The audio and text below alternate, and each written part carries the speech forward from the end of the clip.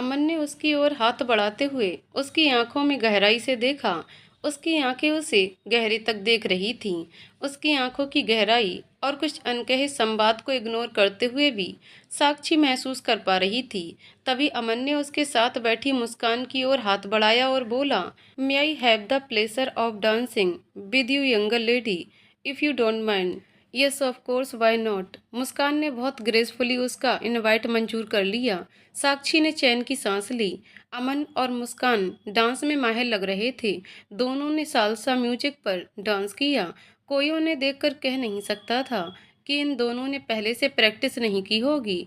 ताल और लय पर थिरकते हुए उन्होंने सबको काफी इम्प्रेस किया। साक्षी भी अमन का यूं परफेक्ट डांस देखकर काफी हैरान थी।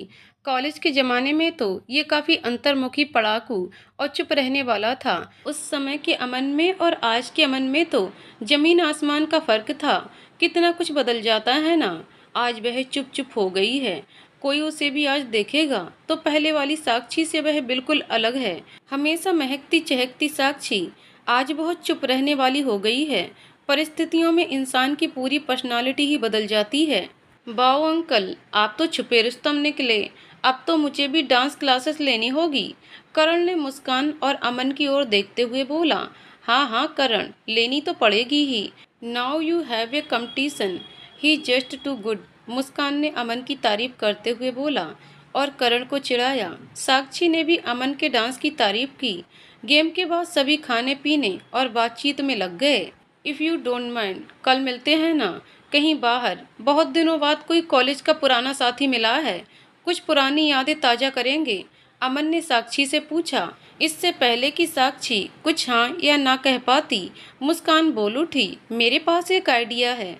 इससे पहले साक्षी अमन के बाहर मिलने पर कुछ हाँ या ना कह पाती, मुस्कान बीच में बोल पड़ी, मेरे पास एक आइडिया है माँ, मुझे आपके साथ माउंट फूजी घूमना है। क्यों ना हम सब मिलकर माउंट फूजी घूमने का प्रोग्राम बना लें। कुछ और दोस्तों से भी पूछ लेते हैं, इसी वीकेंड वहाँ चलते हैं, बहुत मज़ा आएगा। अमन अंकल भी चलेंगे, आपको भी वहाँ कंपनी मिल जाएगी। वहाँ जितनी बातें करनी है कर लेना और साथ में घूमना भी हो जाएगा। क्यों अंकल, चलेंगे ना आप? I am ready. अमन बिना किसी नानुकुर के बोला। साक्षी कुछ अपनी राय दे पाती, इससे पहले ही मुस्कान ने डिक्लेयर कर दिया। तो फिर इस वीकेंड पक्का रहा, हम माउंट फ्यूजी घूमने जा रहे हैं। बाकी फ्रेंड्स को भी अनाउंस कर दिया। जिसे भी जाना है कंफर्म कर दे, बुकिंग उसी हिसाब से की जा सके। साक्षी को मुस्कान का यूं अचानक प्रोग्राम बनाना बिल्कुल अच्छा नहीं लगा। कम से कम उससे पूछना तो चाहिए था वह तैयार है या नहीं। अब सबके बीच में फंस चुकी थी और जापान ट्रिप में उसे माउंट फूजी तो घूमना ही था। हाँ कहने के अलावा उसके पास कोई चारा ही नहीं था। घर पहुंचकर साक्षी ने मुस्कान से कहा, ये क्या 3 दिन का प्रोग्राम बना लिया? पता नहीं किस किस को इनवाइट कर लिया है। मैं तो चाह रही थी हम दोनों अकेले घूमने जाते। माँ चिल करो ना, आपको मजा आएगा, आई प्रॉमिस। देखो हमें घूमने तो जाना ही था और जितने ज़्यादा लोग होंगे तो ज़्यादा मजा आएगा, ट्रस्ट मी। साक्षी को मुस्कान के मन में क्या चल रहा था उसका जरा सा भी अंदाजा नहीं था। आज की पार्टी के बाद उसके दिल में थोड़ी हलचल हो गई थी। वह तो यहाँ मुस्कान की शादी के इरादे से आई थी। अब तो करण जैसा लड़का भी सामने था। उसे किसी तरह से मुस्कान की ऊट पटांग शर्त से उसका दिमाग हटाकर जल्द से जल्द उसकी शादी करवानी थी। चलो ठीक है, चलती हूँ। वहाँ पर अमन जो करण का अंकल भी है, उसे मौका ढूंढकर दोनों की शादी की बात आगे बढ़ा सकती हूँ। ये सोचकर उसने खुद को माउंट फूजी जाने के लिए तैयार कर लिया।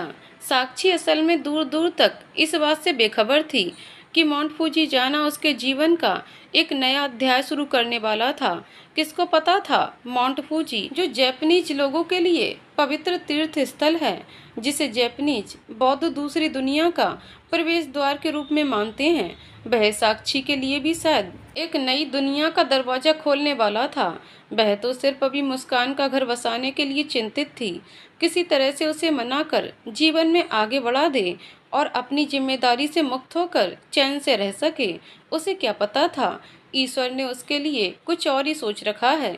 उसने मोबाइल पर माउंट फ्यूजी टाइप किया और उसके विषय में जानकारी पढ़ने लगी। ये पहाड़ 7वीं शताब्दी का एक पवित्र पर्वत माना जा रहा है। ये पर्वत श्रृंखला जापान में सबसे ऊंचाई पर है। साल के 5 महीने तक ये बर्फ से ढका रहता है। दुनिया भर से यात्री और पर्वतारोही शांति की तलाश में इस पवित्र पर्वत पर आते हैं और इसे चढ़ते हैं। इस सुप्त ज्वालामुखी को जापान के प्रतीक के रूप में भी मान्यता प्राप्त है। इसे अक्सर कला और तस्वीरों में चित्रित किया जाता है। इसकी प्राकृतिक छटा देखते ही बनती है। यहाँ आए बिना जापान की यात्रा पूरी नहीं होती। ट्रेन के माध्यम से यहाँ आसानी से पहुँचा जा सकता है। सार्वजनिक स्नान घर, गर्म पानी के झरने, प्रकृति का सानिध्य, झील, भव्य चाय के बागान, झील में नौकायान क्रूज, चाय की सेरेमनी, यहाँ बहुत कुछ दर्शनीय है। इस पहाड़ पर रात को चढ़ाई की जाती है ताकि सूर्य उदय को शिखर से देखा जा सके। Japan is called land of rising sun, सूरज उगने की भूमि। फूजी के ऊपर क्षितिज के धीरे धीरे उगते हुए सूरज को देखना एक आध्यात्मिक अनुभव है। जगह तो बहुत अच्छी ही होगी। साक्षी ने वहाँ की सुंदर सुंदर फोटोज देखते हुए सोचा, चलो अच्छा है, चलते हैं घूमने। साक्षी ने अपने मोबाइल, आईपैड सब चार्ज पर लगा दिए। अब इतनी अच्छी जगह जा रही है तो बढ़िया बढ़िया वीडियोस और फोटोज तो खींचने बनते हैं, साक्षी ने सोचा। उसने अपनी डायरी निकाली और अभी तक का सब संस्मरण लिखना शुरू कर दिया।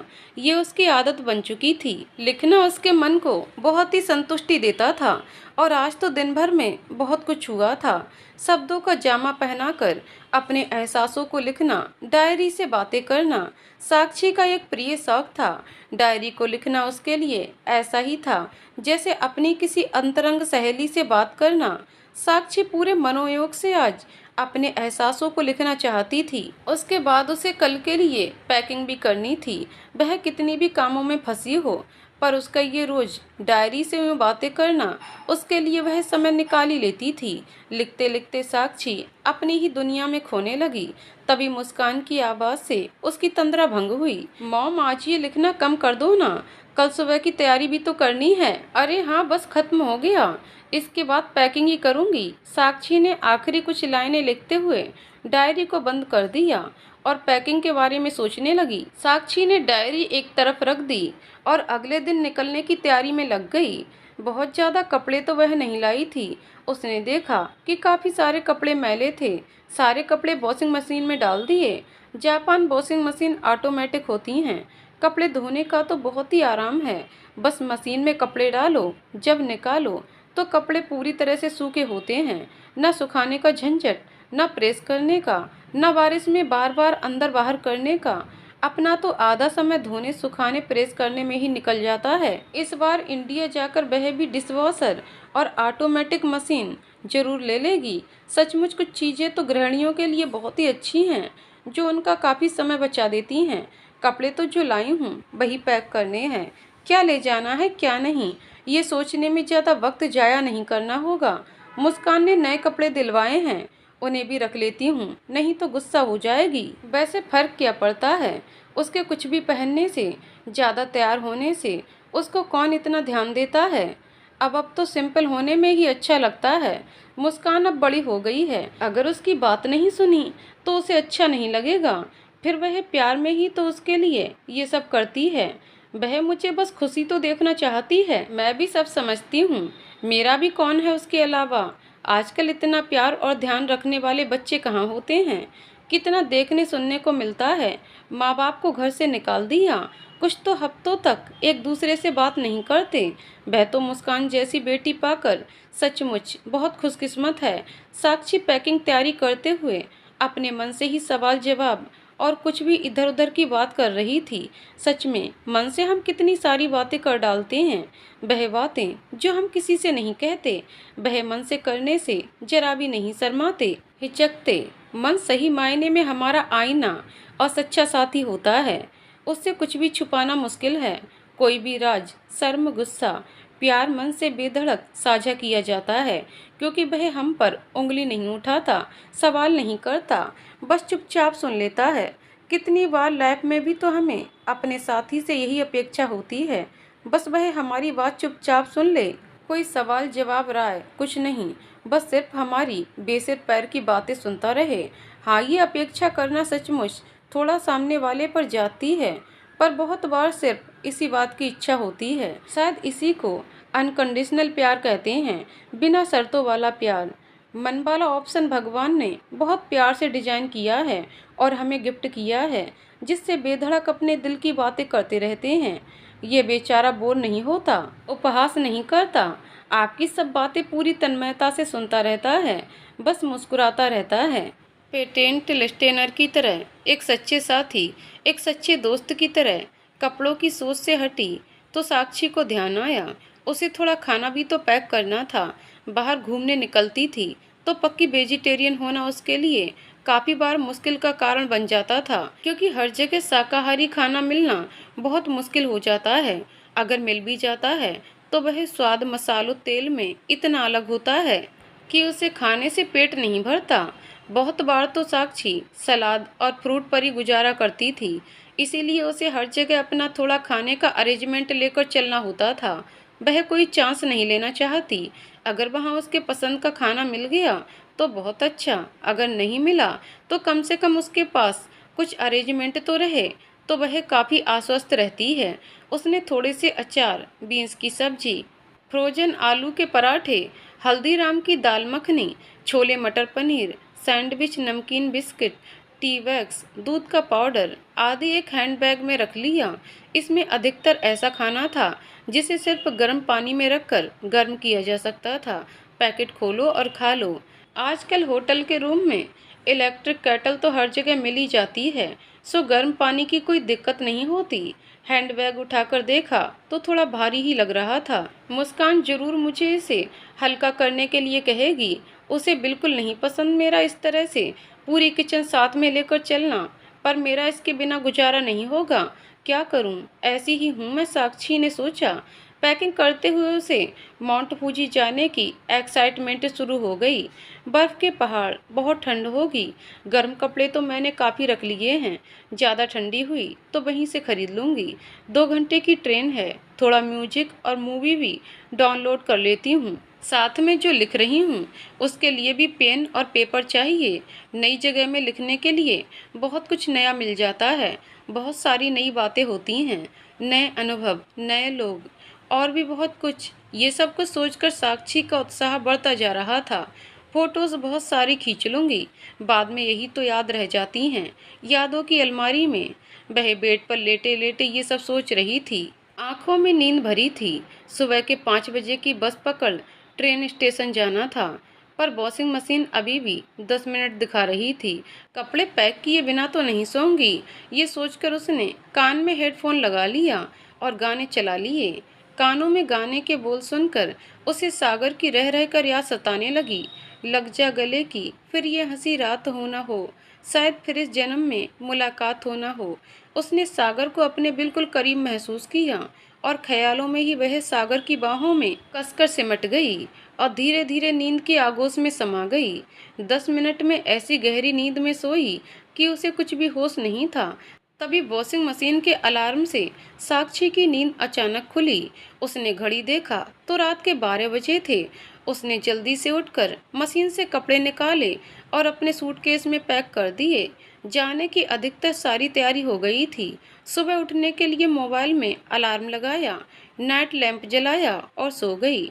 सुबह जल्दी उठना था। अगले दिन सुबह जल्दी जल्दी तैयार होकर मुस्कान और साक्षी मेन स्टेशन पर पहुंच गए। वहां करण और अमन अपने सामान के साथ पहले से ही खड़े थे। तो फिर तैयार? वहां बहुत ज़्यादा ठंड होगी, सब सामान तो रख लिया है ना? करण ने पूछा। रख तो लिया है, अगर कुछ जरूरत हुई तो तुम किस मर्ज की दवा हो, कुछ नया दिलाकर ही दे ही दोगे ना? मुस्कान करण को छेड़ते हुए बोली। मैं ही मिला हूँ तुम्हें जेब काटने के लिए, मैं कुछ नहीं दिलवा कर दूंगा, जो लेना है खुद लो। मैडम, तुम भी मेरे जितना ही कमाती हो, आज की लड़कियां क्या किसी से कम हैं? कंजूस कहीं के। सिर्फ हाँ दिला दूंगा कहकर दिल रख लेते तो क्या बिगड़ जाता? देखो, ये झूठ बोलकर दिल खुश करना मुझे बिल्कुल नहीं आता। I am like that only. अच्छा बस करो, तुम दोनों जहाँ देखते हो झगड़ने लगते हो। पूरा सफ़र तुम्हारी लड़ाई ही देखनी होगी क्या? साक्षी ने दोनों को चुप कराते हुए बोला। ये बैग मैं पकड़ लूँ? अमन ने साक्षी के हैंडबैग की ओर देखते हुए कहा। अरे नहीं नहीं, ठीक है, मुझे आदत है। हाँ, थोड़ा भारी जरूर हो गया है। मैं अपने खाने का सामान भी लेकर आई हूँ। I am vegetarian, you know. बाहर कभी कभी पसंद का खाना नहीं मिलता, यही खाना काम आता है। अरे वाह, मैं भी वेजिटेरियन हूँ। फिर तो तुम्हारे खाने के दो दावेदार हो गए। मैं भी इस पर धावा बोल सकता हूँ ना। हाँ हाँ, क्यों नहीं, बल्कि मुझे तो मजा ही आएगा अगर कोई मेरी कंपनी देगा। साक्षी मुस्कुराकर बोली। ट्रेन में बहुत ही आराम से सीट मिल गई। साक्षी विंडो वाली सीट पर बैठी। उसे हमेशा विंडो की सीट ही पसंद आती थी। भागती ट्रेन से पेड़ों, बादलों, लोगों, इमारतों का यूं पीछे रह जाना, तेज गति से उन सबको पीछे छोड़ते हुए आगे निकलना एक अजीब सी फीलिंग देता है। मानो कुछ भी रुका नहीं है, सब कुछ चल रहा है, आगे बढ़ रहा है। ऐसे में एक अजीब सी संतुष्टि का एहसास होता है। उसने सामने देखा, अमन किताब पढ़ रहा था। पढ़ने का शौक गया नहीं, साक्षी ने मन ही मन सोचा। अभी भी किताब पब्लिश होते ही जल्द से जल्द पढ़ने वालों में से हो। साक्षी ने अमन से पूछा, हाँ, किताब तो तुम्हें पता ही है, मेरी सबसे बड़ी दोस्त है। कभी कभी सोचता हूँ, किताबें ना होती तो मेरे जैसे लोगों का लाइफ में कितना कुछ मिस हो जाता। तुम बताओ, पढ़ने लिखने का शौक अभी भी है या नहीं? पढ़ने से ज़्यादा लिखने लगी हूँ। लैब में बहुत कुछ देखा, बहुत कुछ महसूस किया, कागज़ पर उतारने लगी तो मन को अच्छा महसूस होता है। पता नहीं चला कब मन की भावनाओं को कागज़ पर स्याही से रंगने लगी। लिखना मेरे लिए एक साधना बन गया है, एक सुकून सा मिलता है। अरे वाह, क्या बात है! तो एक मशहूर लेखिका से मिल रहा हूँ, पढ़वाओ ना, क्या लिखती हो? अमन ने उत्साहित होते हुए कहा। पता नहीं, लिख तो रही हूँ, थोड़ा पर्सनल भी है, हिम्मत ही नहीं होती जमाने के साथ साझा करने की। छोटे मोटे आर्टिकल पब्लिश होते रहते हैं, ऑनलाइन प्लेटफॉर्म पर भी लिखना शुरू कर दिया है। बड़ा उपन्यास पब्लिक करने से डर लगता है, बहुत ही निजी सोच है। पता नहीं कोई वह पढ़कर क्या सोचेगा। यही सोच सोच कर बस अपनी डायरी में लिख लेती हूँ, किसी से भी शेयर नहीं करती। साक्षी बोली। वैसे ये तुम्हारा अपना डर है, तुम्हारा अपना सोचना है। देखो, इसमें डरने की क्या बात है? तुमने लिखा है तो कुछ जिंदगी के करीब यथार्थ ही लिखा होगा, ये तो मुझे पक्का यकीन है। हो सकता है तुम्हारे विचार पढ़कर किसी को अच्छा ही लग जाए। तुम्हारे ही जैसे एक्सपीरियंस और लोगों के भी हों। बहुत सारे लोग हैं जो एक ही परिस्थिति में होते हैं। सच्चाई से लिखी बात दिल को छू जाती है, संबल मिलता है। कई बार जीवन में एक बिल्कुल बंद मोड़ पर खड़े कंफ्यूज्ड व्यक्ति को रास्ता ही मिल जाता है। इसलिए एक दूसरे के अनुभव को शेयर जरूर करना चाहिए। और तुम्हारे हाथ में तो लिखने की ताकत है, लिखने की विद्या भी भगवान किसी किसी को आशीर्वाद में देता है। And I think you are the blessed one. जो भी सच है वैसा भी लिखो ना, और बांटो भी। कह तो ठीक रहे हो, सोचूंगी इस बारे में। अरे, मैंने शायद कुछ ज़्यादा ज्ञान तो नहीं बांट दिया, यही कहना चाहता हूँ। किसी बात से डरना नहीं चाहिए, बड़ी मुश्किल से ये जीवन मिला है, ऊपर नीचे तो लगा रहेगा। जो भी करने का मन हो कर लेना चाहिए। वह कहते हैं ना, जिंदगी मिलेगी ना दोबारा। याद है इस गाने पर कितना डांस करते थे। कोई कहे कहता रहे, कितना भी हमको दीवाना। तो मैडम, दुनिया के बारे में ज़्यादा मत सोचिए। कुछ तो लोग कहेंगे, लोगों का काम है कहना। जो करने का मन है कर ही डालिए। होप मेरी बातें बोर नहीं कर रही। करण को एहसास हुआ वह कुछ ज़्यादा तो नहीं बोल गया। नहीं, फॉर ए चेंज तुम्हारी बातें बोरिंग और ज्ञान बांटने जैसी नहीं लग रही, काफ़ी सटीक हैं। मैंने इस तरह नहीं सोचा। और वैसे सच कहूँ तो किसी ने ऐसे समझाया भी नहीं। साक्षी को अमन की बातें, उसका ही क्यों उत्साह बढ़ाना सचमुच बहुत अच्छा लग रहा था। अपनी फैमिली के बारे में बताओ, शादी की? साक्षी ने पूछा। हाँ, शादी तो की, पर चली नहीं। चली नहीं मतलब? दिमाग में जिसकी छवि थी वैसी लड़की मिली नहीं। पहले तो काफ़ी समय तक शादी ही नहीं की, फिर अपने ही साथ काम करने वाली नेहा के साथ थोड़ा ठीक लगा, शादी कर ली। परंतु उसकी शादी की डेफिनेशन कुछ और ही थी, जो मेरे साथ मैच नहीं हुई। उसके जीवन में कोई और आ गया और धीरे धीरे दूरियां बढ़ीं और हम दोनों अलग हो गए। वैसे कमाल की बात है, मैं उसे जरा सा भी मिस नहीं करता। मुझे लगता है उसके साथ मेरा हमसफ़र जैसा कोई रिश्ता नहीं था। और बच्चे नहीं, तुम्हें बताया ना, उसकी शादी की डेफिनेशन कुछ और ही थी। उसे फैमिली में कोई इंटरेस्ट नहीं था। उसके बाद दोबारा शादी करने का नहीं सोचा। अमन ने एक बहुत ही गहरी सी नज़र साक्षी की आंखों में डाली, फिर थोड़ा मुस्कुराया और सोचते हुए बोला, वैसे तो शादी वादी से मेरा विश्वास ही उठ गया था, परंतु अब सोचता हूँ, जैसा मैं हमसफ़र के लिए सोचता हूँ, वैसी अगर कोई लड़की मिल गई तो ज़रूर इस बारे में सोच सकता हूँ। और हाँ, क्या इतना लंबा सफ़र है ज़िंदगी का? तुम बताओ, तुम्हें कैसी लड़की चाहिए? मैं तुम्हारे लिए वैसी लड़की ढूंढ दूंगी। साक्षी ने खुश होते हुए कहा। तुम मेरे लिए लड़की ढूंढ दोगी? अमन हंसने लगा। इसमें हंसने वाली जैसी क्या बात है? तुम मुझे अपनी लाइकिंग बताओ, मैं पक्का तुम्हारे लिए वैसी लड़की ढूंढ दूंगी। हाँ हाँ ठीक है, बता दूंगा। पक्का तुम्हें ही बताऊंगा। और किसको बताऊंगा? मुझे बिल्कुल यकीन है उसको ढूंढने में तुम्हारी मदद मिलेगी। तुम ही हो जो उसे मेरे लिए ढूंढ सकती हो। पर अब तुम मुझे बताओ, तुम्हारी लाइफ में क्या चल रहा है? मेरी लाइफ? अचानक साक्षी की आंखें नम सी हो गईं। सागर को अटैक आया था। बिना कुछ कहे अचानक से वह मेरा साथ छोड़कर चला गया।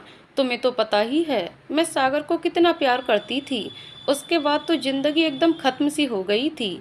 अगर मुस्कान ना होती तो शायद मैं आज जिंदा भी ना होती। आज भी मुस्कान के लिए ही जी रही हूँ। I am really sorry to hear that. Sagar मेरा भी बहुत अच्छा दोस्त था, बहुत ही जिंदा दिल इंसान। मैं समझ सकता हूँ तुम पर क्या बीती होगी। लाइफ सचमुच कभी कभी कितनी कठोर हो जाती है। कुछ ऐसी बातें होती हैं जिस पर हमारा बस नहीं चलता। खैर छोड़ो, अब मैं बीती बातों को ज़्यादा याद नहीं करना चाहती। बहुत ज़्यादा याद करती हूँ तो अतीत में पहुँच जाती हूँ, फिर सागर को और ज़्यादा मिस करती हूँ। साक्षी ने बात का रुख मोड़ते हुए कहा। वैसे साक्षी, एक बात पूछूं? I know it is personal, और तुम अदरवाइज भी नहीं लोगी? हाँ हाँ पूछो, क्या पूछना है? तुमसे क्या पर्सनल? क्या सागर के बाद तुमने कभी दोबारा शादी करने की नहीं सोचा? साक्षी अमन का ये पूछते ही थोड़ा सकपका गई। उसने सागर से इस सवाल की उम्मीद नहीं की थी। कुछ सेकंड की चुप्पी के बाद वह बोली। अमन, तुम्हें तो पता ही है सागर की मेरे जीवन में क्या जगह है। No one can be like him. इस जन्म में उसकी जगह किसी को नहीं दे सकती। Because I love him so much. Aman Sakshi के मन के जज्बात समझता था, क्योंकि उसने साक्षी और सागर के प्यार को परवान चढ़ते देखा था। साक्षी का यूं टूटकर सागर को प्यार करना शायद यही बात थी जो उसको साक्षी की तरफ खींचती थी। तभी तो वह हमेशा से साक्षी जैसी लड़की को जीवन साथी के रूप में चाहता था। उसने मन ही मन सोचा, साक्षी, मैं तुम्हें कभी भी जोर जबरदस्ती से अपने जीवन में नहीं लाऊंगा, परंतु तुम्हारे जैसा जीवन साथी मिल जाए उसकी कोशिश करना भी नहीं छोड़ूंगा। भगवान ने शायद हम दोनों को इसीलिए मिलाया है। तभी ट्रेन में स्टेशन पहुंचने का अनाउंसमेंट होने लगा। वह लोग माउंट फूजी से सबसे पास स्टेशन पर पहुंच चुके थे। मुस्कान साक्षी के पास आई और उसका हैंडबैग उसने ले लिया ताकि वह स्टेशन पर उतर सके। जैसे ही ट्रेन से बाहर निकले, ठंडी हवा के झोंके ने उनका स्वागत किया। वह ताजी हवा का झोंका जीवन में भी कुछ ताजगी लाने का संकेत देता था। सोचने समझने को मिलता है। कोई भी बदलाव जीवन में एक नए अध्याय को शुरू करने का मौका देता है। साक्षी के लिए भी अकेले यूं बेटी के पास जापान आना, यहाँ का रहन सहन, लोक परंपरा, करण, अमन, सब कुछ कितना नया हो रहा था।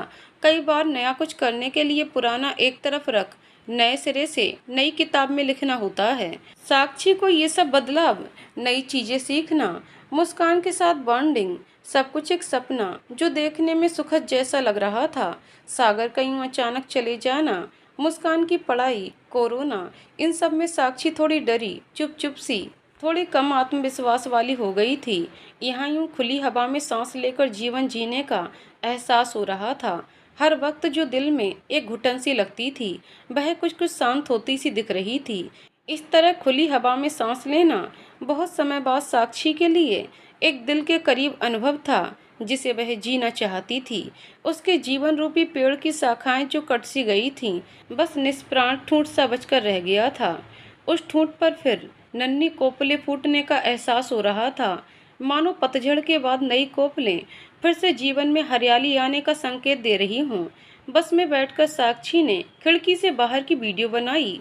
वह वहाँ की प्राकृतिक छटा को फोन में समेट लेना चाहती थी, जिसके बाद में भी उसे देखकर अच्छा लगे।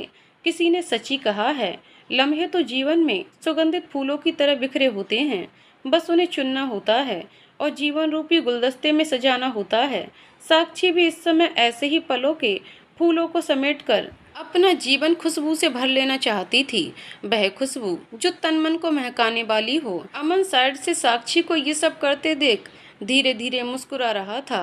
साक्षी का वह अल्लड़पन देख वह अपने और उसके बीच एक अजीब खिंचाव महसूस कर रहा था। बस ने उन्हें होटल के सबसे पास वाले स्टॉप पर छोड़ दिया। वहां से मैप पर जब होटल लगाया तो रोड क्रॉस कर एक 10 मिनट की खड़ी चढ़ाई करनी थी। उसके बाद ही मैप में होटल दिख रहा था।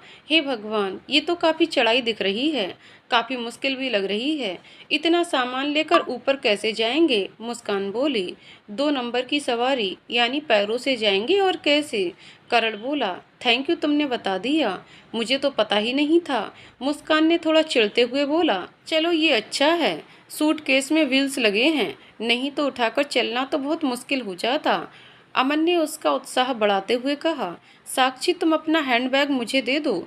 इससे पहले साक्षी कुछ नानुकुर करती, अमन ने जबरदस्ती उसका हैंडबैग उससे ले लिया। अमन का यूं उससे जबरदस्ती हैंडबैग ले उसकी मदद करना साक्षी को पता नहीं क्यों अच्छा ही लगा। वैसे वह किसी को भी अपनी मदद नहीं करने देती थी, पर जिस आत्मीयता से उसने ये सब किया वह उसे मना नहीं कर पाई। वह सब लोग होटल की तरफ चलने लगे। सचमुच चढ़ाई काफ़ी खड़ी थी, सभी हाँफने लगे, पर अमन बहुत ही आराम से चढ़ता जा रहा था। उसने अपने आप को एक्सरसाइज से काफ़ी फिट रखा हुआ था। गुड गोइंग है कि कल मुझे लगता है आप हम सबके बीच में सबसे ज़्यादा जवान हैं। कितने आराम से बिना हाफे आपने ये चढ़ाई कर ली, हमारी तो बैंड ही बज गई। करण, कुछ सीखो, मुस्कान ने अमन की फिटनेस की तारीफ करते हुए बोला। हाँ, सही तो कह रही हो। I am impressed, I really need to work on my body, Karan हाँफते हुए बोला। अमन उसकी बातें सुनकर हल्के से मुस्कुरा दिया। हाँ, ये बात तो सच है, फिटनेस काफ़ी अच्छी है अमन की। साक्षी ने मन ही मन सोचा। होटल बिल्कुल जापानीज परंपरा से बना हुआ था। उसका नाम था Fuji Matsuyama base balls of would. Reception पर घुसने से पहले ही उन्हें अपने जूते उतारकर रैंक में रखने थे। वहां रखे स्लीपर्स पहनने थे। जापानीज घर में बाहर के जूते अंदर ले जाने बिल्कुल निषेध हैं। सफाई का यहाँ बहुत ही ज़्यादा ध्यान रखा जाता है। बाहर हर तरह के साइज के बड़े से लेकर बच्चे तक के स्लीपर्स रखे हुए थे। रिसेप्शन पर मौजूद सानिया ने उन्हें उनके रूम की चाबी दी। थोड़ा होटल का सर्वे कराया। बाहर की तरफ एक प्राकृतिक पत्थरों से गार्डन बनाया हुआ था। उसमें रेत के ऊपर धारियां डाली थीं। बिल्कुल ऐसा लग रहा था मानो समुद्र हो। पत्थरों के बीच एक छोटा सा झरना भी बनाया था जिससे पानी गिर रहा था। चारों तरफ हरियाली ही हरियाली, ऊंचे ऊंचे चीड़ के पेड़, बाहर केन का सोफा और कुर्सियां डाली हुई थीं। यहाँ बैठकर बाहर के प्राकृतिक नज़ारे का मजा लिया जा सकता था। उसी के साथ एक स्लाइडिंग डोर था जो कॉमन रूप में खुलता था। वहाँ पर थोड़े बच्चों के खिलौने, छोटी सी लाइब्रेरी, एक माइक्रोवेव, चाय का सामान आदि था जो कॉमन रूम की तरह इस्तेमाल किया जा सकता था। एक छोटी सी किचन भी थी जो ब्रेकफास्ट, लंच, डिनर ऑर्डर पर सर्व करती थी। लकड़ी की सीढ़ियों से होते हुए वह अपने रूम में पहुँचे। रूम पूरी तरह हीटेड था क्योंकि यहाँ पर बहुत ही ज़्यादा ठंड पड़ती है। पूरे रूम में सिर्फ एक छोटी सी कम ऊंचाई वाली मेज और उसके दोनों तरफ कुशन रखे थे। जमीन पर ही बैठना था। जापान में जमीन पर घुटनों के बल बैठने पर जोर देते हैं, इससे सेहत भी ठीक रहती है। कमरे में कोई बेड नहीं था। साइड में गद्दे मोड़कर रखे हुए थे जिन्हें अपने आप ही खोलना था और उस पर अपना बिस्तर लगाना था। जापानीज रूम ऐसे ही होते हैं। वहाँ पर फर्नीचर बहुत ही कम होता है। यहाँ के लोग अपना सारा काम स्वयं ही करने पर विश्वास रखते हैं। कोने में चाय का सामान था जहाँ पर जापानीज टी सेट रखा था जो बहुत ही सुंदर था। उस पर नीले रंग की नक्काशी हुई थी। जापानीज ग्रीन टी बैग्स, चीनी आदि सब सामान वहीं था। मुस्कान और साक्षी ने एक रूम ले लिया और उनके बगल वाला रूम अमन और करण का था। वहां रखी अलमारी में उन्होंने अपना सामान सेट किया, थोड़ी चाय बनाकर पी और गद्दे बिछाकर थोड़ी देर कमर सीधी करने के लिए लेट गए। रूम में सामने पूरा कांच था जहां से सूरज की किरणें अंदर प्रवेश कर रही थीं। प्रकृति के सानिध्य में शांति और शानदार दृश्य मन को काफी सुकून देने वाला था। थोड़ा आराम के बाद उन्होंने वहां रखा ब्रोशर चेक किया। यहाँ पर क्या क्या देखने वाला है। रात को ट्रेकिंग कर पहाड़ पर चढ़ना और सुबह क्षितिज से धीरे धीरे सूरज को उगते देखना माउंट फूजी का ये बहुत ही आध्यात्मिक अनुभव है। ट्रेकिंग कर पहाड़ चढ़ना ज़्यादा मुश्किल था। उसके पास समय भी इतना ज़्यादा नहीं था, इसलिए उन्होंने केवल कार से जाना डिसाइड किया। परंतु आज थोड़ी हवा ज़्यादा तेज थी जिसके कारण केवल कार कैंसिल हो गई। उन्होंने जापान की प्रसिद्ध टी सेरेमनी अटेंड करने का फैसला किया। साक्षी तैयार होकर बाहर केन के सोफे पर आकर बैठ गई। यहाँ से नीचे छोटे छोटे घर देखना और हरियाली, चारों तरफ फूल वहाँ की खूबसूरती को चार चांद लगा रहे थे। उसने सेल्फी से अपनी फोटो ली, तभी सामने से अमन आता हुआ दिखाई दिया। लाओ मैं तुम्हारी फोटो खींचूं। साक्षी ने अपना फोन अमन को दे दिया। थोड़ा सामने खड़ी हो जाओ, वहाँ पर लाइट ठीक है। वहाँ देखो उस पेड़ की तरफ। अरे ये क्या मायूस सा मुंह बना रखा है। थोड़ा स्माइल करो। स्माइल के पैसे नहीं लगते मैडम, थोड़ा खुलकर हंसो, अमन बोला। साक्षी अमन की इंस्ट्रक्शन फॉलो कर रही थी और धीरे धीरे जबरदस्ती हंसने का भी प्रयास करने लगी। ऊपर रूम की खिड़की से मुस्कान दोनों को देख रही थी। उन दोनों को यूं थोड़ा घुलते मिलते देख उसे बहुत अच्छा लग रहा था। काश मैं जो सोच रही हूँ वह जल्दी से हो जाए, पर माँ को समझाना इतना भी आसान नहीं है, उसे पता था। पर खैर जो भी हो, कुछ रास्ता तो दिखाई दे रहा था जो उसी राह की ओर संकेत कर रहा था। सोचते हुए वह बाथरूम में घुस गई, क्योंकि टी सेरेमनी पर जाने के लिए उसे भी तैयार होना था। अमन और साक्षी बाहर रॉक गार्डन में लगे केन के सोफे पर बैठ गए। वो दोनों थोड़ा जल्दी तैयार हो गए थे। करण और मुस्कान अभी तैयारी हो रहे थे। होटल से एक टैक्सी उन्हें मेन मार्केट तक छोड़ आएगी। वहाँ से उन्हें टी सेरेमनी के लिए जाना था। सब कुछ कितना सुंदर लग रहा था। चिड़ियों की चहचहाहट, ताजी हवा, रेत पर लहरों की तरह लाइनें खिंची हुई, पहाड़ों पर समुद्र के पास होने का एहसास हो रहा था। चारों तरफ कितनी हरियाली है। सारा समा सचमुच दिल को खुश करने वाला है। अगर मैं यहाँ नहीं आती तो डेफिनेटली लैब में कुछ मिस हो जाता, साक्षी बोली। हाँ सही कह रही हो, बहुत समय बाद मुझे भी सुकून शांति का एहसास हो रहा है। पेड़ों के बीच से छन छन कर आती गुनगुनी धूप बहुत अच्छा लग रहा है। अमन ने उसकी हाँ में हाँ मिलाई। जो भी हमारे दिल को अच्छा लगता है उसे हमें करते रहना चाहिए। जब भी हम कुछ अलग करते हैं, लाइफ में बहुत अलग अनुभव होते हैं जो जिंदगी को एक नई दिशा देते हैं। वह कहते हैं ना, go with the follow rest universe will take over. देखो मैंने ऐसा कब सोचा था, क्यों दूर देश में तुमसे ऐसे मिलना होगा और हम यहाँ साथ बैठकर धूप का मजा ले रहे होंगे। अब तो मुझे न जाने क्यों ये लगता है कि God is really up to something. क्या तुम्हें ऐसा नहीं लगता साक्षी? अमन ने ये कहते हुए गहराई से साक्षी की आंखों में झांका। हाँ ये तो सचमुच बहुत ही आश्चर्य की बात है। तुमसे यूं अचानक मिलना होगा और फिर हम इस तरह से घूमने आएंगे, ऐसा तो मैं सपने में भी नहीं सोच सकती थी। जो भी हो, अपने दोस्त अच्छे लगते हैं और हम उम्र के बात करने का मजा अलग ही है। और रही बात भगवान के प्लान की, वह तो वही जाने, साक्षी बोली। साक्षी मन ही मन सोच रही थी, प्लान तो पक्का है। तुम करण के अंकल हो और मुस्कान करण को चाहती है। थोड़ा समय मिले तो मुस्कान और करण के बारे में बात करूं। साक्षी ने सैंडविच निकाल कर अमन की ओर बढ़ाया। वाह क्या बात है, तुम्हारे हाथों में तो जादू है। तुम्हारे जैसा कोई सफ़र में साथ हो, खाने की तो दिक्कत कभी नहीं आएगी। कुछ ना कुछ टेस्टी मिलता ही रहेगा। साक्षी मुस्कुरा दी। तभी सामने से मुस्कान, करण और दिखाई दिए।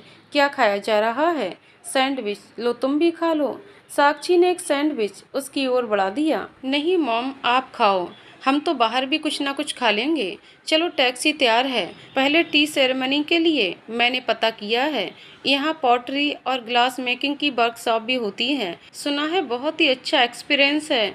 अगर समय मिला तो वह भी करते आएंगे, मुस्कान बोली। साक्षी के लिए हर अनुभव कुछ मज़ेदार और अलग था, तो उसने सहर्ष हाँ कर दी।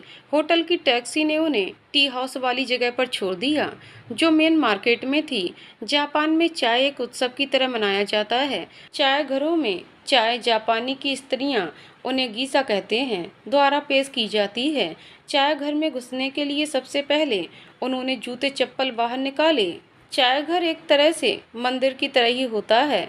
वहाँ जूते चप्पल अंदर नहीं ले जा सकते। चाय घर में घुसने का दरवाज़ा एकदम खिड़की नुमा होता है, बहुत ही छोटा। ऐसा इसलिए होता है, पुराने समय में जब राजा लड़ते थे तो चाय घर में अंदर घुसने के लिए तलवार बाहर ही छोड़नी होती थी। यानी अंदर जब वह चाय पियेंगे तो सिर्फ शांति की बातें करेंगे। चाय का कमरा सिर्फ शांति और सुकून के लिए था। लड़ाई की कोई भी बात वहाँ करनी मना थी। चाय घर में पहुंचकर उन्हें घुटनों के बल बैठने को कहा गया। चाय से पहले एक विशेष प्रकार का लड्डू दिया गया, जो राजमा के आटे का बना हुआ था। उसे खाने के बाद ही हरी चाय मिलती है। इस चाय में दूध नहीं रहता। 2 चम्मच चाय, गर्म पानी, एक छोटे से कप में बनाई जाती है। अंगीठी पर एक चाय की केतली रखी होती है जिसमें पानी गर्म होता है। उसमें से पानी लेकर कप में डालते हैं। चाय पीने से पहले उसे अपने माथे पर लगाकर ईश्वर का शुक्रिया अदा करते हैं। चाय पीना जापान में एक साधना है, मेडिटेशन है।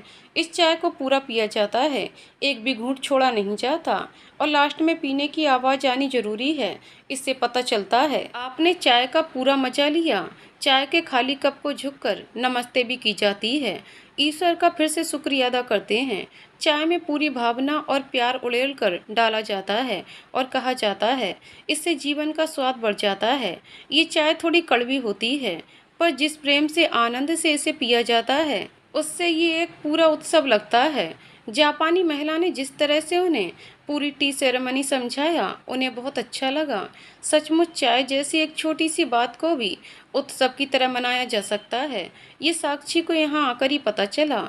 जीवन में और भी कितनी बातें हैं जिन्हें अगर इसी तरह उत्सव मनाया जाए तो हर बात में कुछ ना कुछ अच्छा मिल जाएगा जो उत्सव के जैसा लगेगा। किसी भी बात में मजे लिए जा सकते हैं। उसके बाद में लोग पोएट्री क्लास में गए जहां इंट्रैक्शन जैपनीज में ही दी जा रही थी, परंतु हाव भाव से उन्हें सब समझ में आ रहा था। उन लोगों ने छोटे छोटे कप बनाए। इस तरह से यूं मिट्टी के कप बनाना भी एक आध्यात्मिक अनुभव था। वहां उन्होंने उनके होटल का एड्रेस ले लिया ताकि पेंट करके वहां पहुंचाया जा सके। आज पूरे दिन की एक्टिविटी के बाद अमन और साक्षी कुछ ज़्यादा ही थक गए। करण और मुस्कान को अभी और घूमने का मन था। मुस्कान चाहती थी वह दोनों उस समय साथ में गुजारें, इसलिए उसने अमन और साक्षी को होटल वापस जाने के लिए बोला। माँ, हम दोनों भी कुछ समय और सैर कर रहे हैं, ये जगह और अच्छे से देखना चाहते हैं। अगर आप थक गए हो तो आप लोग होटल जाकर आराम कर लो, क्योंकि कल फिर घूमना है। मुस्कान बोली, हाँ सही है, अब तो मैं और बिल्कुल नहीं चल सकती। अमन, मैं और तुम चलते हैं, साक्षी बोली। अमन भी थक चुका था, इसलिए उसने साक्षी की हाँ में हाँ मिलाई और चलने के लिए तैयार हो गया। वैसे तो साक्षी को सब काम अकेले करने की आदत हो गई थी, परंतु अमन का उसके साथ जाना उसे अच्छा लग रहा था। कोई साथ हो तो अलग सा कॉन्फिडेंस रहता है। इधर अमन भी साक्षी जैसी दोस्त पाकर खुश था। अकेलापन कैसे अच्छा लगता है, खासकर उम्र के इस पड़ाव पर जहाँ कोई बात करने वाला हो, साथ चलने वाला हो, जिसके साथ आप मन की बातें साझा कर सकें। साक्षी के रूप में ऐसे दोस्त की कमी उसके जीवन में पूरी हो गई थी। जैसे जैसे साक्षी के साथ समय बिता रहा था, उसके पहले के जीवन की कड़वाहट घुलकर मिठास में बदल रही थी। अगर उसे जीवन की संध्या की इस बेला में साक्षी जैसा दोस्त का साथ मिल जाए तो उसके जीवन की वह कमी पूरी हो जाएगी। उसके सुनसान बंजर जीवन में साक्षी का यूं आना एक सुखद बहार लेकर आया था। साक्षी जब उसके आसपास होती थी, उसकी खुशबू अमन जीवन जीने के लिए उत्साह और उमंग से भर रही थी। साक्षी से पहले जो अकेलापन, खालीपन उसके जीवन में था, वह धीरे धीरे भर रहा था। वह अपने मन के इन भावों को साक्षी को व्यक्त करना चाहता था, उसे बताना चाहता था कि वह उसे चाहने लगा है, पूरा जीवन उसके साथ बिताना चाहता है। पर उसे डर था कहीं साक्षी उसे गलत ना समझ ले। हमसफर बनने की चाहत में कहीं वह दोस्त के रूप में भी साक्षी को खो ना दे। मुस्कान तो उसे कई बार इशारा कर चुकी थी, पर अभी उसे साक्षी की मानसिक स्थिति और सागर के प्रति उसके अटूट प्यार के बारे में पूरी तरह ज्ञान था। वह सही मौके की तलाश में था। वह समय पर जब साक्षी आगे बढ़ने के लिए तैयार हो, तभी वह अपने मन की बात साक्षी से जाहिर करेगा। वह जल्दबाजी में किसी तरह का कोई रिस्क नहीं लेना चाहता था। बस ने दोनों को होटल के स्टॉप के पास छोड़ दिया था। वहां से फिर 10 मिनट की खड़ी चढ़ाई थी। आज तो सचमुच थक कर चूर हो गए हैं। होटल तक कैसे पहुंचेंगे? साक्षी ने थकी हुई आवाज में कहा। चिंता क्यों करती हो, मैं हूं ना। धीरे धीरे चलो, थोड़ा देरी लगेगी, पहुंच जाएंगे। अमन उसका मनोबल बढ़ाते हुए बोला। हाँ सही कह रहे हो, यहाँ ऑप्शन भी क्या है, चलना तो होगा ही। साक्षी अनमने मन से बोली। ठंड भी तो कितनी है, कुल्फी जम रही है। साक्षी थोड़ी कपकपाती हुई बोली। अमन ने अपनी जैकेट उतारकर साक्षी को दे दी। अरे नहीं नहीं, ठंड तो तुम्हें भी लगेगी, बहुत ठंड है अमन, चुपचाप जैकेट पहन लो, साक्षी बोली। कोई बात नहीं, मुझे इतनी ठंड सचमुच नहीं लग रही, तुम पहन लो। अमन ने जब जबरदस्ती की तो साक्षी ने वह जैकेट पहन ली। जैकेट पहनते ही सचमुच उसको अच्छा लगा, क्योंकि वह ठंड में कांप रही थी। उसे अमन का ये केयरिंग एटीट्यूड बहुत अच्छा लगा। वह मन ही मन अमन के बारे में सोचने लगी, कितना अच्छा इंसान है, इसके साथ ऐसा नहीं होना चाहिए था। He really deserve a sweet and caring partner in his life. एक बार मुस्कान और करण की बात पक्की कर दूं, उसके बाद इसके लिए भी कोई अच्छी लड़की जरूर ढूंढ दूंगी। वैसे अमन, इतना तो मुझे पक्का पता चल गया कि तुम्हारे साथ जो भी लड़की आएगी वह बहुत खुश रहने वाली है। अरे वाह, आप तो अंतर्यामी हो।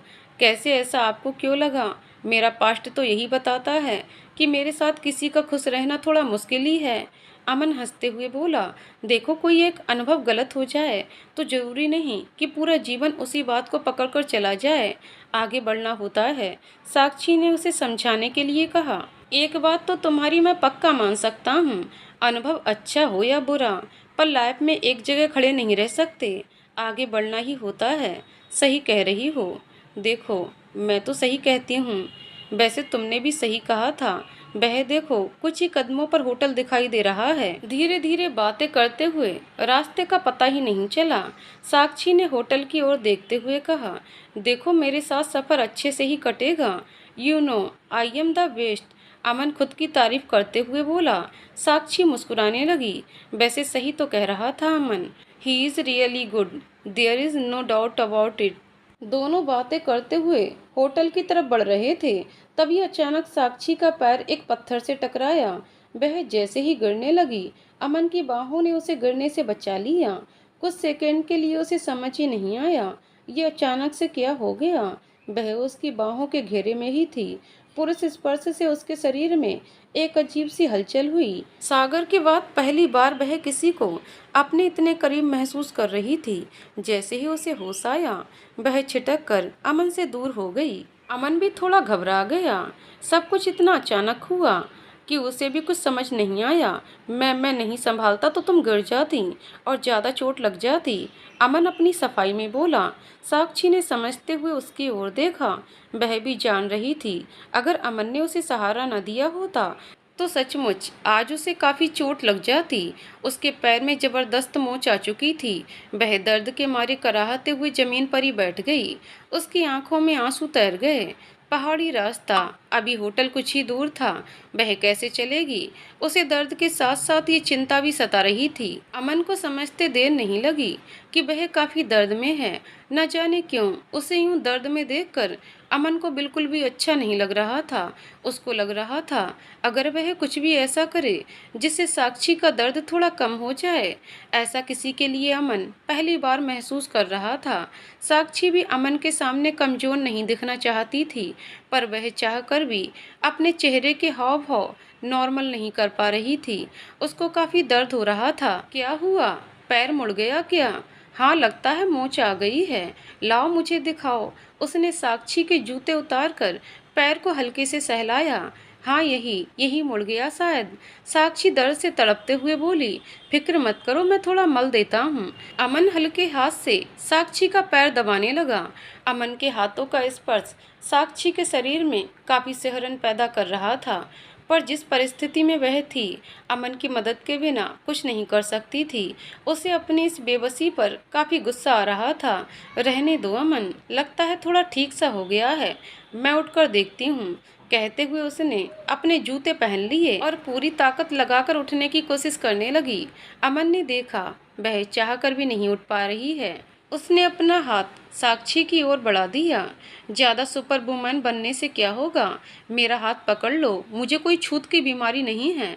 तुम भी कुछ भी बोलते हो, मैंने कब कहा तुम्हें छूत की बीमारी है? साक्षी उसका हाथ पकड़कर उठ गई। तुम चाहो तो मेरे कंधे का सहारा ले सकती हो। पूरा वजन इस पैर पर डालोगी तो और ज्यादा दर्द होगा। अमन उसे मदद ऑफर करते हुए बोला। साक्षी भी समझ रही थी कि ऐसा करने से ही वह होटल तक पहुंच पाएगी। उसने अमन के कंधे का सहारा लिया और चलने लगी। अमन को यूं साक्षी को इतना करीब होना उसके शरीर में भी काफी हलचल कर रहा था।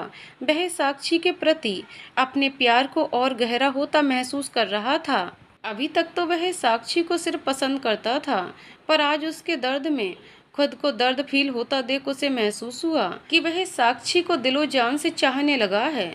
साक्षी धीरे धीरे चल रही थी। क्या सोच रहा होगा अमन मेरे बारे में? मेरा वजन भी बेचारे को सहन करना पड़ रहा है। मैं भी कितनी लापरवाह हूँ, देखकर नहीं चल सकती थी। मेरी वजह से इसे भी परेशान कर दिया। साक्षी अमन का सहारा लेकर होटल तक पहुंची। बाहर जूते उतारने में भी अमन ने उसकी मदद की। ये सब साक्षी को बिल्कुल भी अच्छा नहीं लग रहा था, परंतु वह इस सिचुएशन में काफ़ी बेबस थी। रूम में पहुंचकर अमन ने उसे गद्दे पर लिटा दिया और रिसेप्शन से वह मूव लेकर आया था। उसे मोच वाली जगह पर लगाकर क्रैप बैंडेज बांध दी। साक्षी सोच रही थी, अगर वह आज नहीं होता कैसे वह सब कुछ करती। अमन के लिए अपने मन में किसी कोने में कुछ तो अंकुरित हो रहा था जो उसे अजीब लग रहा था। ये एहसास दोस्ती से थोड़ा अलग था, पर उसे ये क्या हो रहा है? वह तो सिर्फ सागर से प्यार करती है। सागर जिस दिन से उसकी जिंदगी में आया है तब से बस वही उसका सब कुछ है। चाहे वह अब इस दुनिया में नहीं है, फिर भी उसकी यादों के सहारे में मजे से जी रही है। उसे कोई भी दिक्कत नहीं है। ऐसी कोई बात, ऐसे एहसास का उसके जीवन में कोई वास्ता नहीं होना चाहिए। उसे ये सब रोकना होगा। अमन के इतना करीब होना पता नहीं उसे कोई गलत सिग्नल ही ना दे दे। वह सब सोचकर थोड़ी असहज परेशान सी हो गई। उसने देखा अमन सामने कुर्सी पर बैठा मोबाइल पर कुछ देख रहा था। अमन, तुम्हें पता है मैंने इस ट्रिप पर आने के लिए हाँ क्यों कर दी? कोई विशेष बात है क्या? मुझे तो लगा तुम्हें माउंट फूजी घूमना है। अमन ने सरल स्वभाव से कहा। मैं चाहती हूँ करण और मुस्कान शादी की डोर से बंध जाएं। तुम करण के अंकल हो। मैं इस ट्रिप में तुमसे उसकी शादी के विषय में बात करना चाहती थी। साक्षी ने बिना कुछ छुपाए अपने मन की बात अमन के सामने जाहिर कर दी। हाँ, मैं भी देख रहा हूँ दोनों के बीच काफ़ी अच्छी केमिस्ट्री है। जब भी दोनों चाहें उन्हें शादी कर लेनी चाहिए। गुड, यानी तुम भी ऐसा ही सोचते हो? फिर तो बात बन जाएगी, काम काफ़ी आसान हो जाएगा। तुम करण के अंकल हो, उससे बात करो ना। मैं इस इंडिया जाने से पहले दोनों की एंगेजमेंट करना चाहती हूँ। अमन कुछ सेकंड के लिए चुप हो गया। उसकी खामोशी देखकर साक्षी टेंशन में आ गई। क्या हुआ? मैंने कुछ ऐसा कह दिया जो ठीक नहीं है या किसी और तरह की अड़चन है इस शादी में? तुम मुझे और मुस्कान को तो बहुत अच्छी तरह से जानते हो। मुस्कान मेरी बेटी है, इसलिए नहीं कह रही, पर वह हर तरह से करण के लिए बेस्ट होगी, बिलीव मी। अमन ने उसकी बातों का कोई जवाब नहीं दिया, बल्कि उससे पूछा, साक्षी चाय पियोगी? अमन, तुम बातों को टाल रहे हो। मुझे कोई चाय वाय नहीं पीनी। बात को बिना गोल गोल किए मेरी बात का सीधा जवाब दो, साक्षी ने थोड़ा तेज आवाज में कहा। अमन ने चाय की केटल में बोतल से पानी डाल दिया और उसका स्विच ऑन कर दिया। पानी उबलने लगा।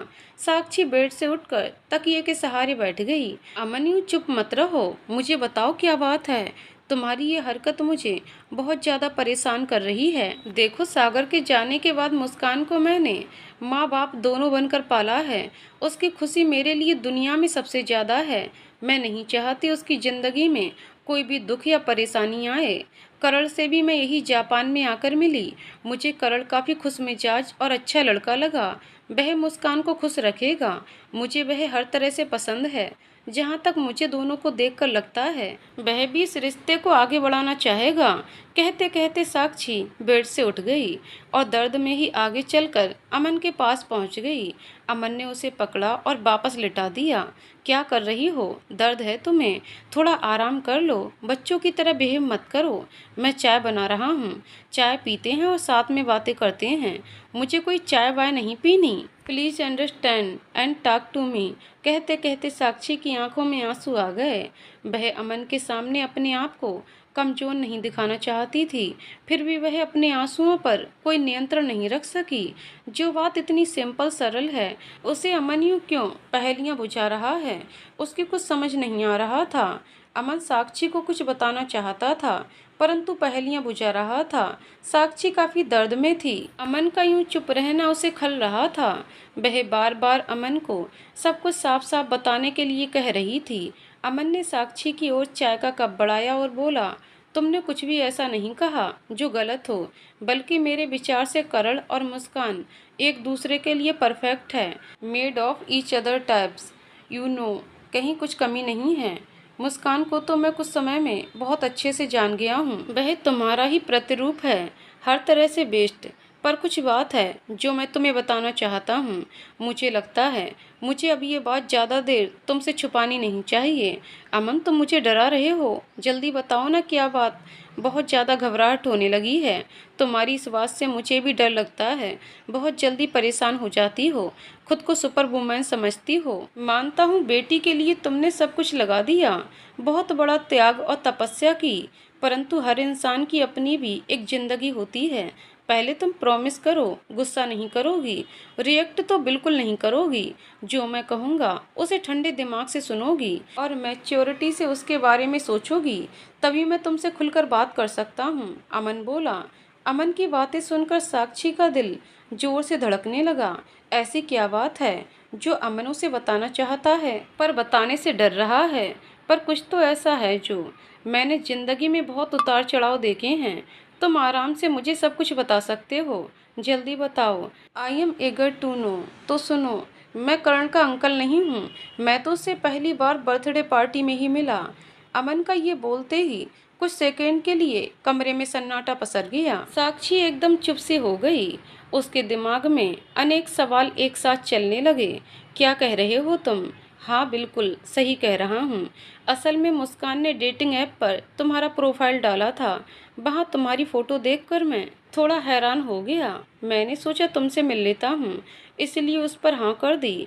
डेटिंग ऐप पर मेरा प्रोफाइल, ये क्या कह रहे हो? सही कह रहा हूँ। तुम शायद उसे ये करने ना देती, इसलिए मुस्कान ने तुमसे छुपाकर ये किया। मुस्कान से मुझे तुम्हारे बारे में पता चला। वह तुम्हें लाइफ में सेटल देखना चाहती है। मुझे उसकी इस चाहत में कोई गलत बात नहीं लगी। मैं भी उसके प्लान का हिस्सा बन गया। प्लान? क्या प्लान? ये सब क्या चल रहा है? मेरी कुछ समझ नहीं आ रहा। साक्षी का दिल घबराहट के मारे मुंह से निकलने को तैयार था। इतना कुछ उसके पीठ पीछे हो रहा था, सबको पता था, सिर्फ उसे छोड़कर। मुस्कान इस बात को इतना सीरियसली ले लेगी, यहाँ तक कि प्लानिंग कर लेगी, वह सोच भी नहीं सकती थी। अमन को उसके सामने शादी के लिए ये क्या मजाक है? क्या हो रहा है? एक साथ इतने सारे सवाल उसके दिमाग में हथौड़े की तरह बजने लगे। मैंने कहा था ना, तुम आराम से मेरी बात सुनोगी, कोई रिएक्शन नहीं दोगी। मुस्कान और करण पढ़ने के लिए अमेरिका जाना चाहते हैं। वह आराम से तभी अपनी पढ़ाई पर ध्यान दे पाएगी जब तुम्हारी ओर से आश्वस्त होगी, तुम पूरी तरह खुश और सुरक्षित हो। एक समझदार बेटी होने के नाते उसका ये बहुत बड़ा कदम है। अपने पापा की जगह किसी और को देखना किसी की भी लड़की के लिए बहुत मुश्किल की बात है। मुझे लगता है ये तुमसे कुछ ज़्यादा ही प्यार करती है। जब मैंने उसकी बातें सुनी तो मैं भी दंग रह गया।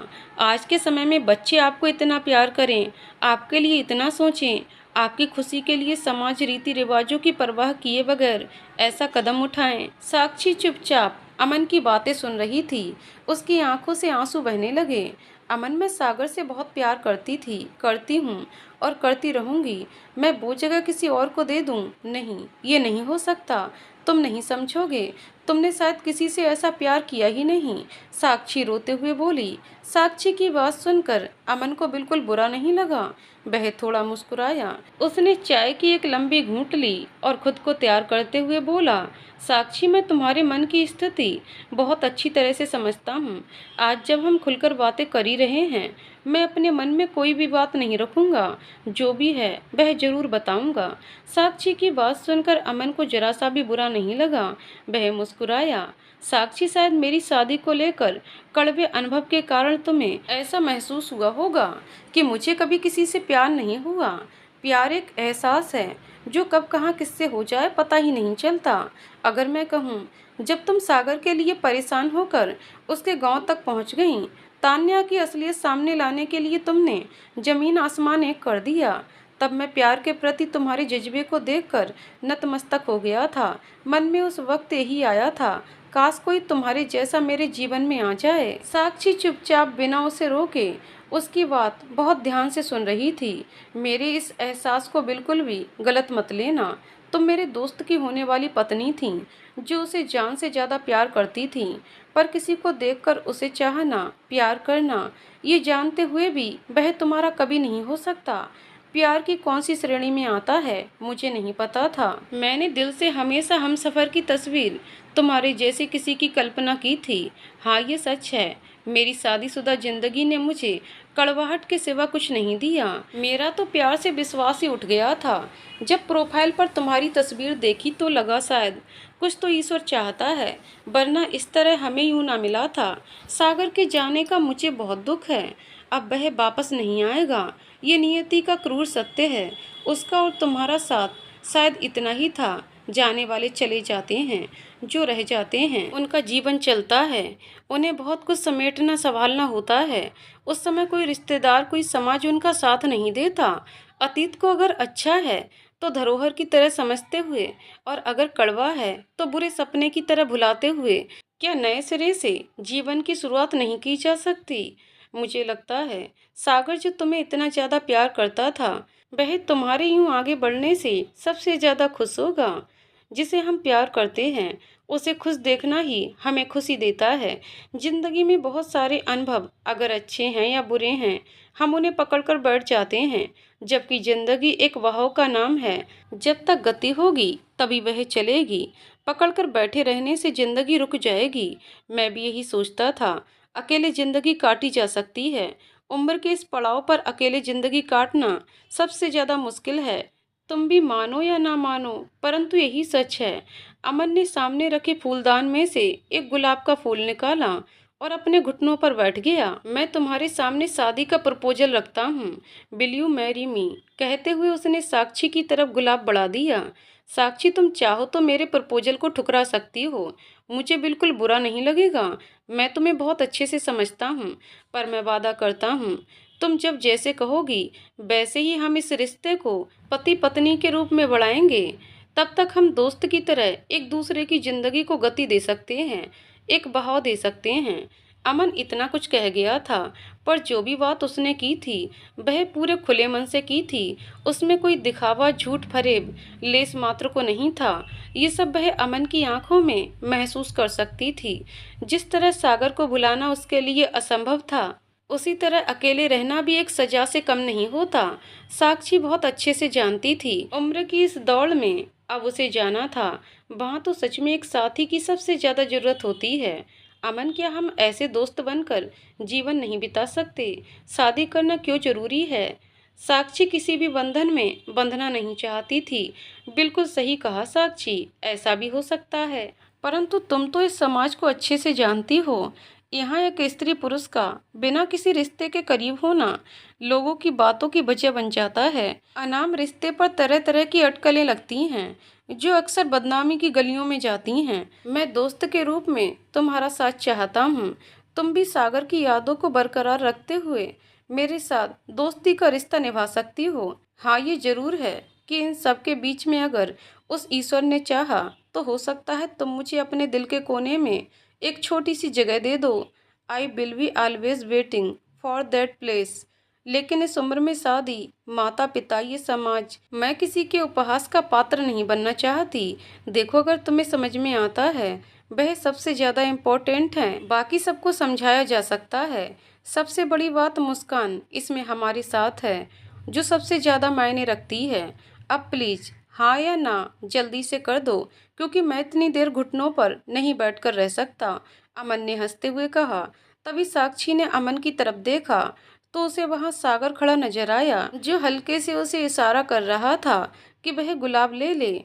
उसने इशारे से ये भी बताया कि वह ऐसा करने से बहुत खुश है। साक्षी को समझ नहीं आया कि ये सब क्या हो रहा है, और सागर के इशारे पर वह यंत्रवत आगे बढ़ी और गुलाब ले लिया। जैसे ही उसने गुलाब लिया, उसने देखा सामने से दरवाजा खोलकर करण और मुस्कान कमरे में आ रहे थे।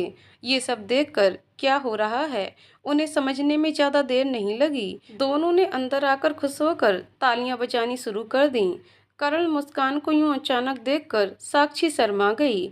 उसे यूं शर्माता देख मुस्कान ने दोनों को गले लगा लिया। I am so happy for you mom and uncle. Uncle कहने की आदत छोड़नी होगी, मेरी पदवी बढ़ने वाली है।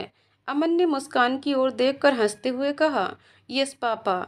मुस्कान के मुंह से अपने लिए पापा सुनना अमन के लिए बहुत ही खुशी का पल था। Yes dear daughter, now we are a family, कहकर उसने मुस्कान को गले लगा लिया। मुस्कान, तेरी तो मुझे अच्छे से खबर लेनी है। मुझे बताए बिना तूने बहुत कुछ किया, मुझे बताना तो चाहिए था ना।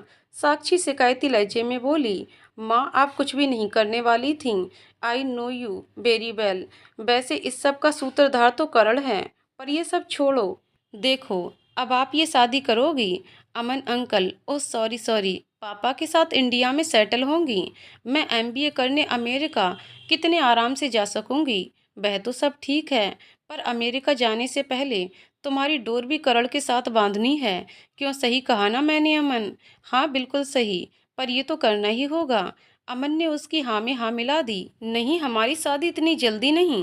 चलो ये तो पक्का हुआ, तुम दोनों शादी के लिए तैयार हो। मुस्कान माँ की बात सुनकर शर्मा गई। उसके गालों पर गुलाबी रंगत उसे और भी खूबसूरत कर रही थी। इस सब में साक्षी अपने पैरों का दर्द बिल्कुल भूल चुकी थी।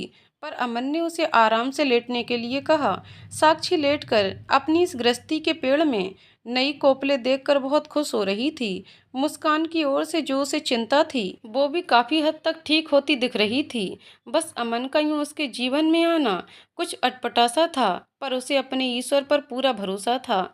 सागर और मुस्कान पर गहरा विश्वास था। इन दोनों ने अगर ये फैसला लिया है, तो ये परिवार के भविष्य के लिए अच्छा ही होगा। अमन हमेशा से एक अच्छा दोस्त रहा है। वह उसके अतीत की यादों का भी सम्मान करता है। उसे पता था वह ऐसा कुछ नहीं करेगा जिससे वह असहज महसूस करे। मॉन्ट फ्यूजी जापानी बौद्ध दूसरी दुनिया का प्रवेश द्वार के रूप में मानते हैं।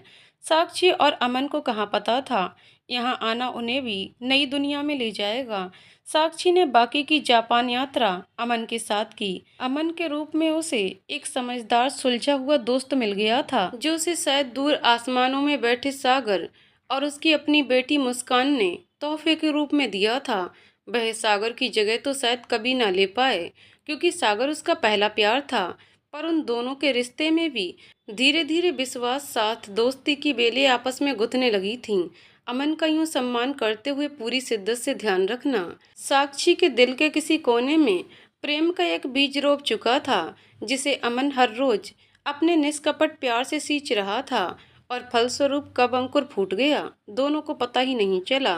अमन और साक्षी की शादी इंडिया में कोर्ट मैरिज हुई, जिसमें निकट हितैषी, मुस्कान, करण के घर वाले सभी शामिल हुए। अमेरिका जाने से पहले करण और मुस्कान की एंगेजमेंट हुई, जिसमें मुस्कान, करण के मम्मी और पापा दोनों उपस्थित थे। आज मुस्कान जा रही थी 7 समंदर पार, करण के साथ अपनी नई दुनिया बसाने के लिए, अपनी पढ़ाई करने के लिए। पर उसे चिंता नहीं थी, वह अपनी माँ को मजबूत हाथों में सौंप कर जा रही थी। एयरपोर्ट पर वह अमन के गले लग गई। पापा मम्मी का ख्याल रखना। अमन ने स्नेह से मुस्कान को बाहों में भींच लिया था।